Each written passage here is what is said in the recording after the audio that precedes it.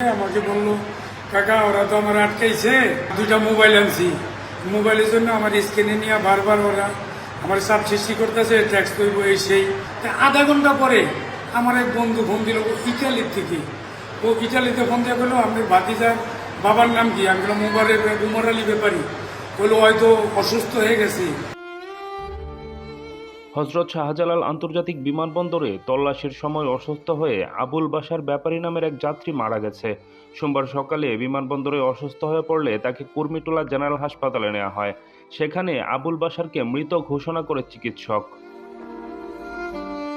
আবুল বাশার শরীয়তপুরের নড়িয়া উপজেলার পুনাই খারকান্দি গ্রামের উমর আলী ব্যাপারীর ছেলে। বিমানবন্দরের কর্মকর্তারা জানান, রোববার রাত 2টায় এমিরেটস এয়ারলাইন্সের একটি ফ্লাইটে দুবাই থেকে ঢাকার উদ্দেশ্যে রওনা হন আবুল বাশার। ফ্লাইটটি সকাল 8টা 40 মিনিটে হযরত শাহজালাল আন্তর্জাতিক বিমানবন্দরে অবতরণ করে।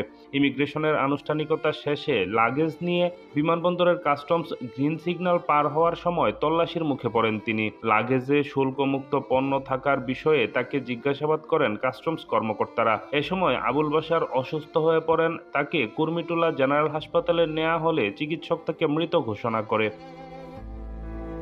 11টা অথবা 10:30টার দিকে আমাকে বললো, কাকা ওরা তো আমার আটকাইছে, এখন আমি কি করি? আমি বললাম, আমি কি করুন বাবা, তুই কি আনছ? বললো, আর বেশি কিছু না, ওয়েটের মাল আছে 40 কেজি, আর দুইটা মোবাইল আনছি, মোবাইলের জন্য আমার স্ক্রিনে নিয়ে বারবার ওরা আমার চাপ সৃষ্টি করতেছে, ট্যাক্স করব এই সেই। আমি বললাম, ঠিক আছে, ওনার সমান নিয়ে আমি আর কি করবো? ওনার সমান নিয়ে কথা কইয়া এরপরে বললে, গরিব মানুষ, আমি দেশ বিদেশ যাইতেছি, আমি বিদেশ যাওয়ার জন্য কুরিয়া ভিসা করছি, কুরিয়া চলে যাবো, এই জন্য দুটা মোবাইল আনছি। আধা ঘন্টা পরে আমার এক বন্ধু ফোন দিল ইটালির থেকে। ও ইটালিতে ফোন দিয়ে বললো, আপনি ভাতিজার বাবার নাম কি? আমি বললাম উমর আলী ব্যাপারী। বললো হয়তো অসুস্থ হয়ে গেছে এয়ারপোর্টে। আমি বললাম হয়তো আসে, আমার ফোন দিয়েছিল, তাই তাড়াতাড়ি যান, হয় অসুস্থ।